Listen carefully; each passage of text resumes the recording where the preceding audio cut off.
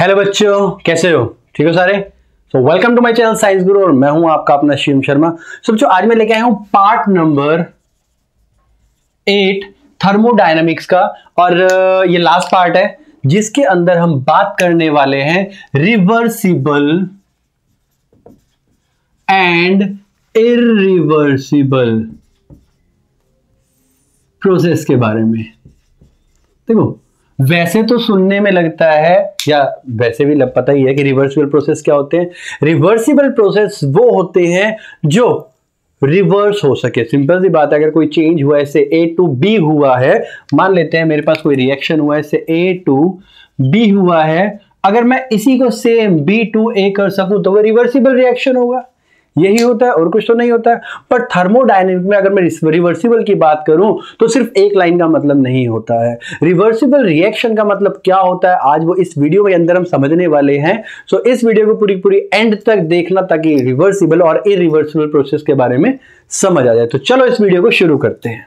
सो देखो, reversible process basically कहता है कि अगर हम किसी सिस्टम को एक्सपैंड करें या फिर उसको कंप्रेस करें। मान लेते हैं हमारे पास कोई सिलेंडर है, ये रहा, और इस सिलेंडर को हमने कंडक्टिंग वॉल्स दे रखी हैं। तो ये जो वॉल्स है basically these are conducting walls. और मैंने क्या किया यहां पे, इस पिस्टन को, ये हमारे पास एक पिस्टन है, अब या तो ये कंप्रेस होगा या फिर ये एक्सपैंड होगा। तो मैंने इसको नंबर ऑफ स्टेजेस में बांट लिया है। ये मैंने एक नंबर ऑफ स्टेजेस में बांट लिया है। तो यहां पर P0, V0 एंड T0 था, फिर यहां पर P1 हुआ, V1 हुआ, T0 था, फिर यहां पे P2 हुआ, V2 हुआ, T0 रहा, अगेन यहां P3 रहा, V3 रहा, T0 रहा, फिर यहां पे P4, T4, T0, sorry V4। और ऐसे सिमिलरली यहां पर हमने चेंज किया Pn, Vn, बट T0। तो हो क्या रहा है, बेसिकली मैंने इसके अंदर एक आइडियल गैस डाल रखी है और जो यहां पर मैं पिस्टन यूज करने वाला हूं, this is also an frictionless piston, ताकि इसके ऊपर कोई भी फ्रिक्शन ना हो, फ्रिक्शन की वजह से कोई भी एनर्जी लॉस ना हो। तो चलो डेफिनेशन पे चलते हैं। क्या कहता है रिवर्सिबल रिएक्शन? ये कहता है any process which can be made to proceed in reverse direction by variation in its conditions. तो हम क्या करते हैं, हम किसी प्रोसेस को रिवर्स डायरेक्शन में ले जा रहे हैं by change in their conditions. जो हम कंडीशन प्रोवाइड कर रहे हैं उसमें वेरिएशंस लानी है। जैसे मान लेते हैं, अभी समझाते हैं, पहले डेफिनेशन समझे फिर आगे करते हैं। Such that any part occurring in any part of the direct process is exactly reverse in the corresponding parts of the reverse process. तो हो क्या रहा है, मान लेते हैं मैंने इसको कंप्रेस किया, तो ऑब्वियसली जब इस डायरेक्शन में जाऊंगा तो कंप्रेशन होगी और इस डायरेक्शन में जाऊंगा तो एक्सपेंशन होगी। तो ये हमारे पास कंप्रेशन हो रही है और अगर इसकी बात करूं तो ये एक्सपेंशन हो रही है। तो मान लेते हैं कि गैस को, मतलब ये आइडियल गैस को मैंने कंप्रेस किया। जब कंप्रेस करूंगा तो ऊपर से वर्क डन करूंगा इसके ऊपर। जब इसके ऊपर मैं वर्क डन करूंगा तो पहले प्रेशर था P0, V0, T0। तो इतनी स्लो प्रोसेस होता है ये कि हर एक स्टेज पे, इधर थोड़ी थोड़ी स्टेज पे मैंने क्या किया है, प्रेशर और वॉल्यूम को चेंज करता जा रहा हूं, प्रेशर और वॉल्यूम को चेंज करता जा रहा हूं। लेकिन एक चीज ध्यान रखो, टेम्परेचर कांस्टेंट है। ये याद रखना जरूरी है कि टेम्परेचर हमेशा कांस्टेंट रहेगा, जिसकी वजह से जो सिस्टम है हमारा, ये हमारा सिस्टम है और ये हमारे पास सराउंडिंग है, ये कॉन्टिन्यूअसली दोनों के दोनों हमेशा एक थर्मल इक्विलिब्रियम में रहेंगे, थर्मल इक्विलिब्रियम से परे नहीं हटेंगे। और थर्मल इक्विलिब्रियम में रहने के लिए जब मैं इसे कंप्रेस करूंगा पार्टिकल पास पास जाएंगे, जिसकी वजह से टेम्परेचर बढ़ेगा। टेम्परेचर बढ़ेगा तो ये हीट को बाहर निकाल देगा सिस्टम से। क्लियर है? जब ये सिस्टम से हीट को बाहर निकाल देगा तो क्या होगा, इसका टेम्परेचर लोअर होता जाएगा, लोअर, और एक टेम्परेचर कॉन्स्टेंटली रहेगा। मान लेते हैं कि पिस्टन आया था यहां तक पिस्टन आया था हमारा। क्लियर है। अब मैं इसको एक्सपेंड करूंगा, अब गैस एक्सपेंड करेगी।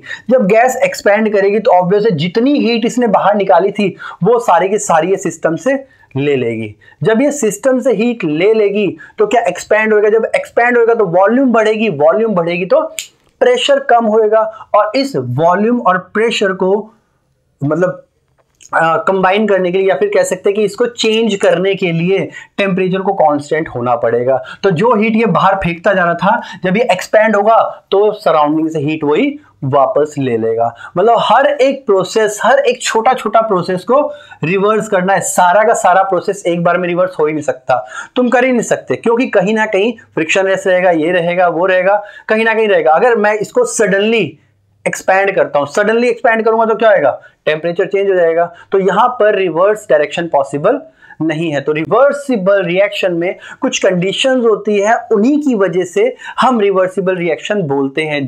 तो ये रही नेसेसरी कंडीशन जो कि एक प्रोसेस को, रिवर्सिबल प्रोसेस को बताती है। सबसे पहली कंडीशन है हमारे पास, the process must be quasi static. Quasi static process होता है जो बहुत ज्यादा इनफाइनाइटली स्लो एक्सपैंड करेगा या कंप्रेस करेगा। कोई भी प्रोसेस अगर बहुत ज्यादा स्लो, इनफाइनाइटली स्लो होता है तो उसे हम बोलते हैं quasi static process. In this process जो सिस्टम है और सराउंडिंग है वो दोनों के दोनों आपस में थर्मल इक्विलिब्रियम में रहते हैं हमेशा, वो उससे हटते नहीं है जैसे यहां पे होता है। तो पहली कंडीशन हमारे पास ये है कि process must be quasi static. दूसरा है द डिसिपेटिव फोर्स, चाहे वो फ्रिक्शन हो, चाहे वो विस्कोसिटी हो या फिर इनइलास्टिक, क्योंकि इनइलास्टिक प्रोसेस वो प्रोसेस होते हैं जिसके अंदर काइनेटिक एनर्जी कंजर्व नहीं होती है। जो काइनेटिक एनर्जी पहले थी और बाद में थी, इन दोनों में कहीं ना कहीं वेरिएशन आ जाती है, लॉस होती है इन द फॉर्म ऑफ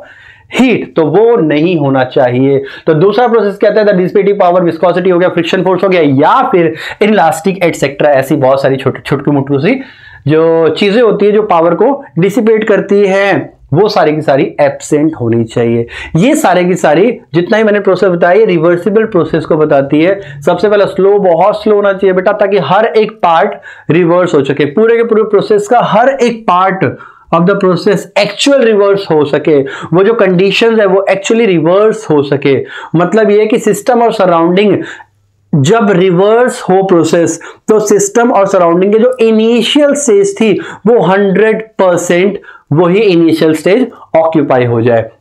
अब देखते हैं कुछ एग्जांपल्स रिवर्सिबल प्रोसेस के, फिर इरिवर्सिबल प्रोसेस समझते हैं। Now there are some examples of reversible reactions. देखो कंडीशन मैं बता चुका हूं, नेसेसरी कंडीशन होता है क्या सब बता चुका हूं।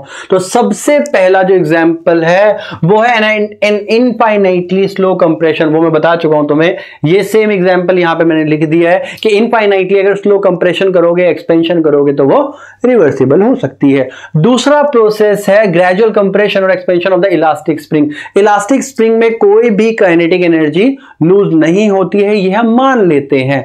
उसी की ग्रेजुअल जब एक्सपेंशन और कंप्रेशन करेंगे तो हम बोलेंगे कि ये रिवर्सिबल, और होता भी है रिवर्सिबल प्रोसेस। अगर तुम स्प्रिंग को खींचोगे और छोड़ोगे वापस वहीं चला जाएगा, दिस इज रिवर्सिबल प्रोसेस।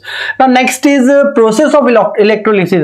अगर हम बात करें इलेक्ट्रोलिसिस की एग्जैक्टली रिवर्सिबल हो सकता है अगर उसके अंदर जो इंटरनल रेजिस्टेंस है वो नेग्लिजिबली स्मॉल हो, लगभग अप्रॉक्सीमेटली टू 0 हो, तो इस केस में भी हम रिवर्सिबल रिएक्शन करवा सकते हैं। वैसे तो ये रिवर्सिबल रिएक्शन होता है बट 100% नहीं हो पाता, क्योंकि इलेक्ट्रोलाइट है, उसका कोई ना कोई रेजिस्टेंस होता है, और रेजिस्टेंस होने की वजह से कहीं ना कहीं पावर लॉस होती है, तो एग्जैक्टली रिवर्सिबल नहीं होता। बट हम मान लेते हैं कि इलेक्ट्रोलाइट का जो इंटरनल रेजिस्टेंस है वो अप्रॉक्सीमेटली इक्वल टू 0 है, तो इस केस में रिवर्सिबल रिएक्शन पॉसिबल है।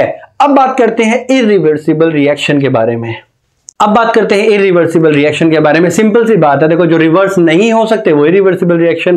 तो ऐसे रिएक्शन जो रिवर्स डायरेक्शन में ट्रेस ना हो सके उन्हें बोलते हैं इरिवर्सिबल रिएक्शन। और वैसे तुम्हें एक राज की बात बताऊं, कोई भी रिएक्शन रिवर्सिबल होता ही नहीं है। नेचर का लॉ है, कोई भी रिएक्शन रिवर्सिबल नहीं होता। क्यों? क्योंकि कहीं ना कहीं एनर्जी डिसिपेट, मतलब लॉस तो होगा ही होगा।